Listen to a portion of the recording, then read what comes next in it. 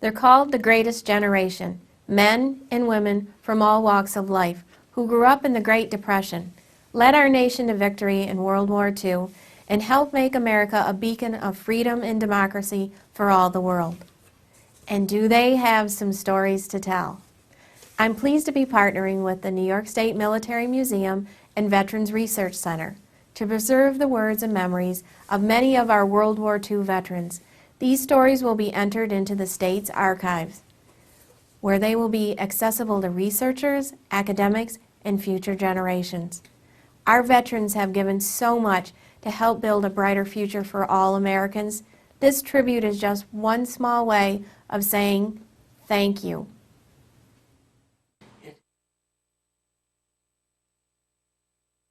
Okay, so Andy, how old were you when you decided to join the Well, military? the Japanese bombed Pearl Harbor the 7th of December, and I went into service the 12th. Wow. So what was the attack on Pearl Harbor the one event that kind of really made you... Everybody that was eligible to go into service, there's lines and lines of guys waiting to sign up. What was... I mean, was there more to it for you than just seeing the attack on Pearl Harbor? Was there something else, or was it just, I want to defend my country? Because shortly after they bombed Pearl Harbor, well, we were stationed at Camp Cook, now it's Vandenberg Air Force Base, and that's where my division started up there. And I was in the 5th Armored Division, and we started up there, and they had me down on the beach with a Thompson submachine gun. I'm carrying it back and forth, watching for the Japanese to land. That was how, we didn't have any army, we didn't have anything back then. Wow.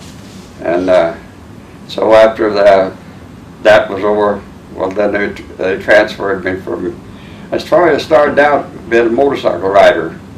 And then after I come to Pine Camp, New York, it snowed. And the captain said to me, Cambron, you can't ride a motorcycle here, you're a tank driver. So I went into combat in England. I landed in Utah Beach, Normandy. I was at the Battle of the Bulge. I was a lot of battles. You'd see my hat, I got 5 of them, right there. Actually, if you want to hold that right up to the camera there, just point it towards the camera. We can zoom in. And now if you could, starting from, what's it, the blue one, the one on the far right there. Yeah. Could you just describe to each button there? Well, this is a good conduct. Boy, everybody would probably get one of them because you didn't have to do much to get court-martialed. And then I was fighting in the ETO. That's Europe, and there. And this one here. Could you point that at the camera? There we go. Perfect. That one, this was good conduct. This is the European theater. And here's the battles that was in right here. Wow. Here's my name on the back. And this is the Sherman Tank. Very nice. Now, Andy, a couple of seconds ago, you had rattled off a bunch of battles that you had taken part in. Well, I was in Normandy. That was a battle. Then liberating of France was a battle. We also liberated Luxembourg. Had a battle there. Of the Battle of the Bulge. Could you briefly just describe what you did in each battle? Or what role you played in each battle? What my job was being a forward observer for artillery. And we had to use a tank, so they made me the driver. And then we was always out in front. We got shot at a lot. I was going to say, were you ever nervous being front and center? Well, I got 1 Bronze Star for doing good work, you know. And the other Bronze Star was, we was in Germany, and they're coming in this little town, and my driver, my gunner, and my loader and radio operator, we got shot at just as soon as we broke over in that town. And They hit us twice. They ricocheted off our tank. And I happened to see the German tank where it was hit.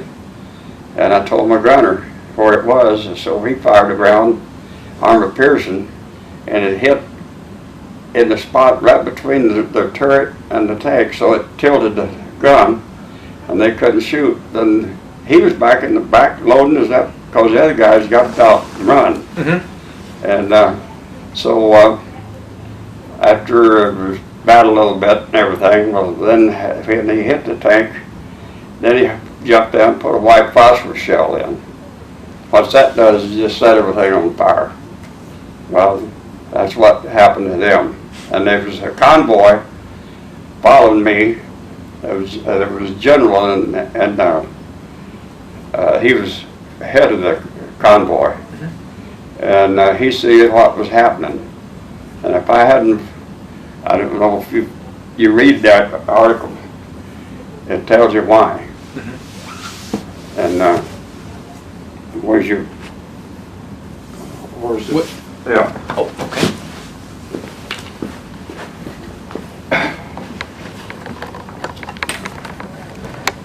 And now those are all of the awards that you had gotten over your military career, yes? Yeah. Okay, now if you could, Andy, if you could kind of just point to each medal there, yeah, and just describe what the medal is, and B, yeah, what you had to do to, or what you went through to have to earn that. This Bronze Star was one of being good to take care of my equipment and everything. Mm-hmm. Then this other Bronze Star is when they saved the convoy. Mm-hmm. And then the French give me a Silver Star in the liberation of France. We liberated Luxembourg, and we was the first Americans in Germany. And when the war was over, I was the closest one to Berlin because of the Elbe River circle. And I was up there, and so I can always say I was the first American soldier to be that close to Berlin. Wow. They wouldn't let us go across the river because there's 9,000 soldiers, German soldiers, got over where we were. And then we hung around there a little bit, and they took me down to Castle, Germany or somewhere. And we had a little rest there. Then we had a point system. You had to have so many points to stay in the Army of Occupation. Mm-hmm. You had to have so many points to get a discharge. It took 80 points to stay in Germany for Army of Occupation. I had 79, so I couldn't stay. So they were shipping me to Okinawa for being the Japanese. We were going to invade the Japanese. Well, then they dropped the atomic bomb, and the Japanese quit. That was my war experiences was so much stuff. I could sit here for 2 days. I'm sure. Now, there's about 4 other medals in that case there that you hadn't pointed out yet on the bottom row there. Yeah. Well, let me get my glasses here.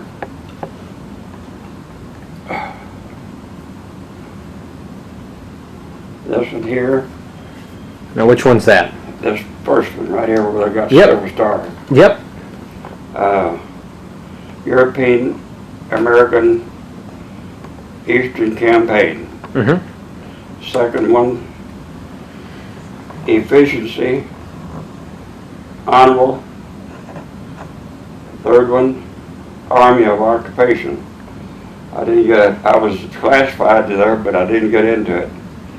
Next one is World War II, and this last one is American Campaign. And then Corporal Thomas of T5 Amos, Cambron, Headquarters 47th Armored Field Artillery. The technician to forward heroic achievement while serving with the 47th Armored Field Artillery Battle. 5th Armored Division is connection with military operations against an enemy of the United States and Germany. On March 1945, Technician Cambron action reflects great credit upon himself in the 47th Armored Field Artillery Battalion and the Army of the United States, given to the under by the hand of the city of Washington, D.C. this 9th day of March 2006. That is quite the achievement.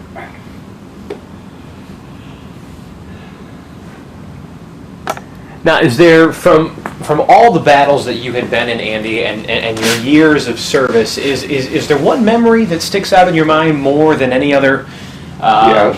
Any other event? What was that? That's a memory I'll never forget. When we landed in Utah Beach, I was always the second tank in the LST. Mm-hmm. There were 16 tanks in there, and there's always one tank ahead of me. So we went on LST, and when they let the gate down, boy, the channel was rough. And when it come off there, the first tank, it would pack the under, just pretty near it under. But he went on, and the loadmaster, the Navy guys, told me to go going, and I did. And we was the only tanks that got off of that. Because what it done, the ocean was so rough that the LST I was on moved and hit a big mine. Anyway, we lost all the tanks on that trip. So then when I went up and after the battle started, there was thousands of dead guys laying all over, and you don't forget those places. Mm-hmm. And today I could go right in there and tell you where every grain of sand is. Yes, but when I got up on where I could get out of my tank, I was walking around, and there was parts of human bodies in my tank tracks, and that really got me. But that was war, and people, you can go watch the movies and everything, but to live in it, completely different, I would imagine. Completely different. Yes, another close call I had. I got a lot of them, but this one real close. Was in Paris. We was the first Americans into Paris too, with General Patton's 3rd Army. And when we went into Paris, we finally stopped and started getting gas and getting the tanks loaded up with ammunition and everything. So I was up on my tank, had a 5-gallon can of gas, and I was pouring gas in my tank when a sniper shot at me, and they had a little microphone I had laid up on top of the tank. His bullet hit that about close. I was closer than you and I are together. Well, that was pretty close, and just many that I get to the point that sometimes it just tears me up. You know, you can't forget all those things. I was born in Oklahoma and raised in Arizona, and when I was stationed at Pine Camp, well, we got to go out on leave once in a while, and back then we used to have anti-aircraft guns down at Henderson. The pillboxes are still there, but they practice shooting at the sleeve that they're pulling. And when I got a leave, I was down there most all summer because we was firing out there. And finally they said, you can have a leave. So I got a chance to go home. I've been in the Army 14 months and hadn't had a leave. So I went home and see my mom and dad, had 5 days at home. And when I was coming back to Watertown to the we got to Syracuse, and the MPs wouldn't let us leave the depot. And I said, what the hell's the matter? I said, I've still got my furlough papers. They said, you're out, your division's moved out. So they just sent us to Indiantown Gap, Pennsylvania. And first place I see bazookas fired. Then we went to Camp Kilmer. And we went to, I can't think of it. But anyway, where we got discharged, where we took our Army. And now, went on a ship from New York to England. There was a lot of ships because it was getting ready for the invasion. And there was miles and miles of tanks, half-tracks, airplanes, and everything. How many ballpark estimated number do you think tanks were there? Oh. Thousands? Yeah. There's airplanes, you wouldn't believe all the big planes are sitting out there in the runway. And Jeeps, everything the Army had, stacks and stacks of stuff. Well, when we got ready to go, I was on a little landing craft, and boy, it's flat bottom, and there was more guys seasick than you ever see on there. But when I got back to the States, I was getting ready to go. They gave me a 30-day leave, and I married my wife while I was on leave because I was headed for Okinawa. Mm-hmm. But they dropped an atomic bomb, and I got out. So what'd you do when you got out? Well, you know, back then, they had so many things. I guess if you couldn't see good, people wouldn't hire you. It was just all this different. It's completely different than it was back then. And I finally found a job working in a tire remodeling, and I was straightening frames and doing all that stuff. Mm-hmm. I worked at that for a number of years, and finally the Army hired me at Fort Drum, and then I finished my time there. So that's my life. It's certainly, you know, I could sit here all afternoon with you and listen to your stories. Is there one story that you like to tell more so than any other one? Maybe it's you know, something that you got to experience overseas that was, you know, amongst all of the, you know, the chaos of war, that was, you know, something that you were very happy that you were able to experience? Well, you know, there's a lot of things that you've done and you see that just you never had a dull minute. But I think when the Battle of Bulge started, our division up in Holland, because the British had landed paratroopers and things, everything up there, and they was killing them so many that they finally called for more help. And so then we left Holland, the Battle of Bulge started. We was on the northern side of it.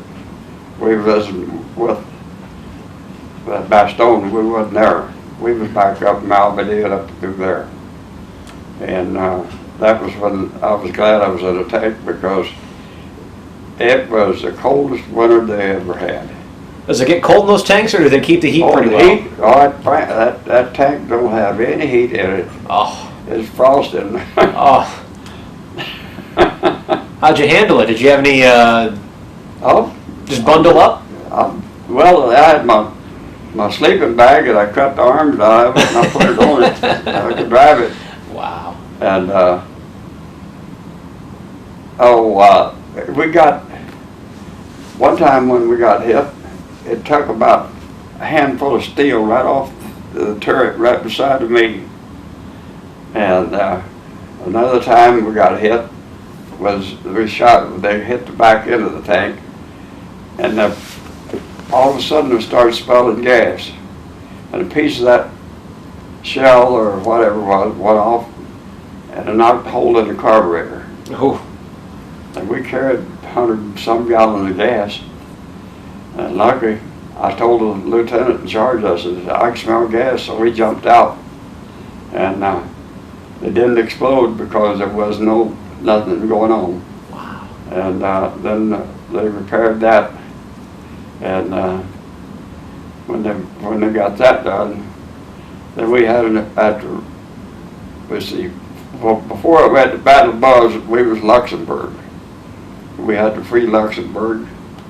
And then when we freed Luxembourg, we had orders to go into Germany. And we did. But we didn't stand very long because they just flatly kicked us out. Just a few of us. But then after that, there was small battles. We used to watch the big bombers come over. That was going to the, and I don't know. It just one of the lines I don't know whether you've ever seen pictures of how Hitler got rid of the Jews and all that. Well, one battle place where there must have been 1,000 bodies laying low, and they had a lot of those places where they was killing. How could? And in fact, when Hitler started out, he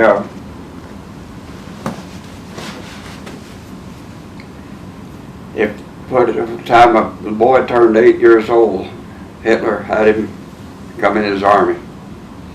And a girl, and when she gets old enough to have babies, then she start having intercourse with soldiers. And that was starting in Hitler's army. He was that's what he done. We liberated hospitals and things. Oh, they was nice, clean, and everything fixed up. But people right now I'm watching. They're showing a lot of German films, that the battles we was in, and how they murdered. And I tell you, it's something you'll never forget. No, that's about it. Like I say, I could sit here all afternoon telling. Oh, I don't doubt it. Just a couple of more questions before we wrap up this interview here. Overall, what were your thoughts of the war? Well, that way, the Americans didn't want to get in the war. No way. Then when they bombed Pearl Harbor, that's what got the Americans stirred up. And